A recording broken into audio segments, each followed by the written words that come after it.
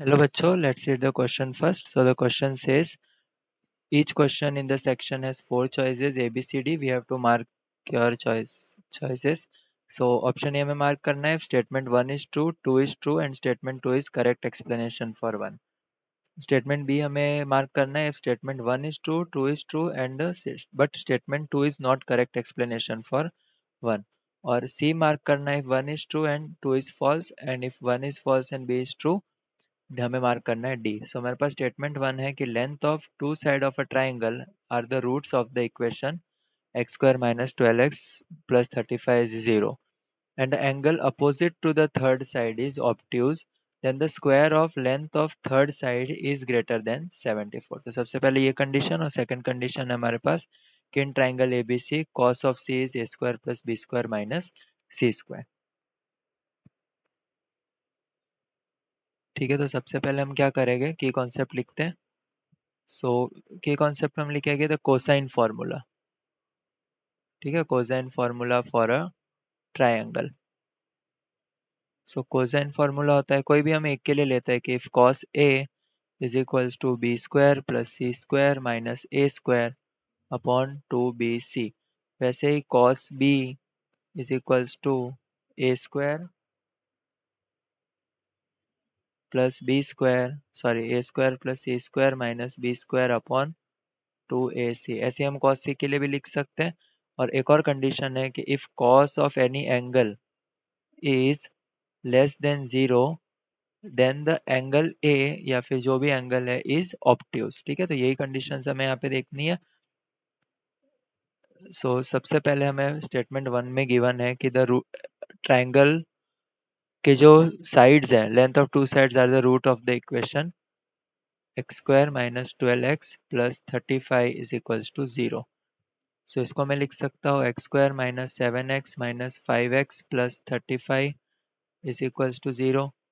X minus 7 minus 5 x minus 7. So इससे हमें मिलेगा x minus 5 x minus 7. So x की दो वैल्यूज मिलेगी, एक मिलेगा x is equals to 5 and x is equals to 7. एक को मैं लिखता हूँ a और एक को लिखता हूँ b. ठीक है, तो लेट अस अज्यूम ये हमारे पास ट्राइंगल है a b c.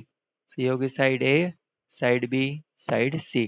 अब हमें क्या बोला है कि the square of length of third side. ठीक है, जो ये हमें मिल गई a b. So c square must be greater than 74. C square must be greater than 74. तो इसके लिए हम कंसीडर करेंगे कि लेट कॉस वाई.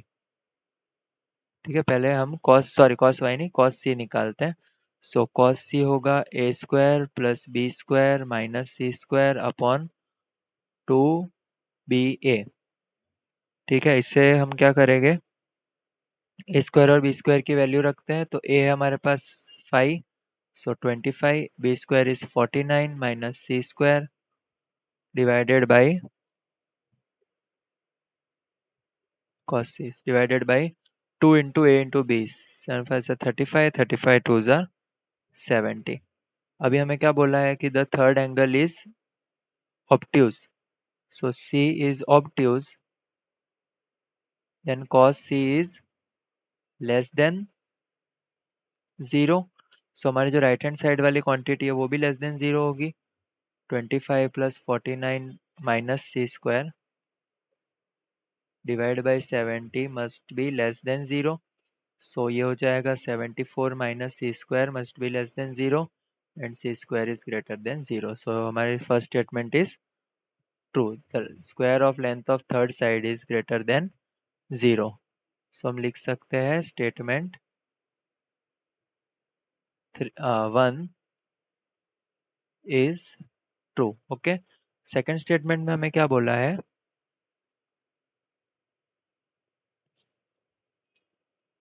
सॉरी यहाँ पे आएगा C square is greater than 74. C square is greater than 74. So our statement 1 is true. और स्टेटमेंट 2 है हमारे पास कि इन ट्राइंगल ए बी सी. सो ये कोसाइन फार्मूला यूज कर रहे हैं यहाँ पे. ठीक है, सेकंड का हम देखते हैं कि इन ट्राइंगल ए बी सी अगर हमारे पास एक ट्राइंगल है A B C with sides A, B, C. So we have cosine formula. Cos of C is equals to A square plus B square minus C square upon 2AB. So यहाँ पे भी यही बोल रहे हैं. Okay. So the statement 2 is also true. और हम देख सकते हैं कि हमने स्टेटमेंट 1 को भी इसी फॉर्मूला की मदद से प्रूव किया था. So statement 2 is true and 1 is true and 1 is the reason for, sorry, correct explanation for statement 1. So our option A is the correct option. Hope you understood it well. Best of luck.